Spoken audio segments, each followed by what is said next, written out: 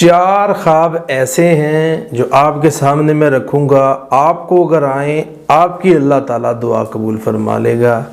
یہ حدیث میں نہیں آتا کہ یہ صرف 4 ہی ہوں، ہاں اس کی تعبیر اتنی پیاری ہے۔ نمبر 1 پہ آپ محمد صلی اللہ علیہ وسلم کو خواب میں دیکھتے ہیں، اللہ تعالیٰ آپ کی دعائیں قبول فرما لے گا۔ نمبر 2 پر قرآن، کعبہ، نور، ایسی چیزیں آپ خواب میں دیکھتے ہیں، اللہ آپ کی دعاؤں کو قبول کرے گا۔ سبز باغ دیکھتے ہیں، نہریں دیکھتے ہیں، جنت دیکھتے ہیں، اللہ آپ کی دعاؤں کو قبول کرے گا۔